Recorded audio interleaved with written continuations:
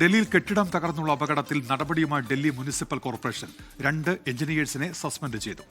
അപകടത്തിൽ 3 മരണം സ്ഥിരീകരിച്ചു. അർജുൻ പീതാംബരൻ ചേരുകയാണ്. അർജുൻ, ഈ അപകടവുമായി ബന്ധപ്പെട്ട് മറ്റ് നടപടിക്രമങ്ങൾ അതെങ്ങനെ പുരോഗമിക്കുന്നു?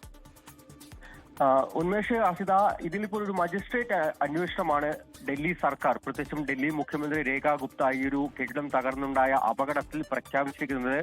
ഈ അന്വേഷണത്തിന്റെ പശ്ചാത്തലത്തിൽ റിപ്പോർട്ട് ലഭിച്ചതനുസരിച്ച് വലിയ തോതിലുള്ള നടപടികൾ ഉണ്ടാകുമെന്നുള്ള കാര്യം കൂടിയാണ് ഇപ്പോൾ ഇന്നലെ മുഖ്യമന്ത്രി വ്യക്തമാക്കിയിരിക്കുന്നത്. പക്ഷേ അതിന് മുന്നോടിയായി തന്നെ മുനിസിപ്പൽ കോർപ്പറേഷൻ ഓഫ് ഡൽഹി നടപടി ശക്തമാക്കുന്നുണ്ട്. 2 എഞ്ചിനീയർമാരെ, അസിസ്റ്റന്റ് എഞ്ചിനീയർ ആയിട്ടുള്ള സുദേശ് സിംഗ് ചൗഹാൻ, അതുപോലെ തന്നെ ജൂനിയർ എഞ്ചിനീയർ ആയിട്ടുള്ള അമൻ ജൈൻ എന്നീ 2 ഉദ്യോഗസ്ഥരാണ് ഇപ്പോൾ സസ്പെൻഡ് ചെയ്തിരിക്കുന്നത്. ഇരുവർക്കും ഇന്നലെ തകർന്ന കെട്ടിടം ഉൾപ്പെടെ ആ പരിസരത്തുള്ള മറ്റ് കെട്ടിടങ്ങളുടെ നിർമ്മാണ, അതുപോലെ തന്നെ പരിപാലന, അറ്റകുറ്റപ്പണിയുടെ മേൽനോട്ട ചുമതലകളായിരുന്നു ഉണ്ടായിരുന്നത്. ആ ചുമതലകളിൽ വീഴ്ച വരുത്തി എന്നുള്ള കാര്യം വ്യക്തമാക്കിക്കൊണ്ടാണ് ഈ 2 ഉദ്യോഗസ്ഥരെയും ഇപ്പോൾ സസ്പെൻഡ് ചെയ്തിരിക്കുന്നത്. ഉദ്യോഗസ്ഥ തലത്തിൽ കൂടുതൽ നടപടികൾ കൂടുതൽ ഉദ്യോഗസ്ഥർക്കെതിരെ ഉണ്ടാകുമെന്ന കാര്യം കൂടിയാണ് ഇപ്പോൾ മുനിസിപ്പൽ കോർപ്പറേഷനും അതുപോലെ തന്നെ ഡൽഹി സർക്കാരും അറിയിച്ചിരിക്കുന്നത്. അതിനിടയിലാണ് ഈ ഒരു അപകടത്തിൽ മരണസംഖ്യ 3 വർദ്ധിച്ചത്.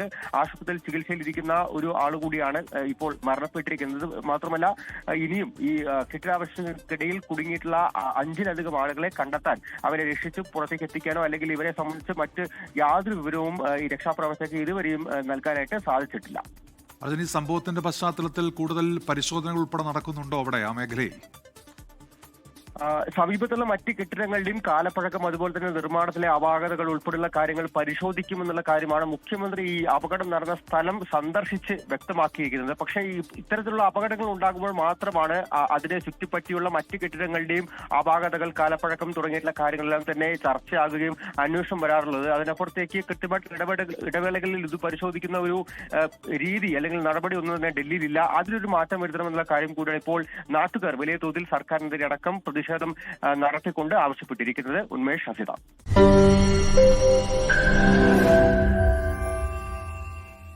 ലോകത്തെവിടെയായാലും ഏത് സമയത്തും 24 വാർത്തകളും ഓഗ്മെന്റഡ് റിയാലിറ്റി പാക്കേജുകളും എക്സ്പ്ലെയിനറുകളും വിശദമായി കാണാൻ ഞങ്ങളുടെ യൂട്യൂബ് ചാനൽ നിങ്ങൾക്ക് സബ്സ്ക്രൈബ് ചെയ്യാം.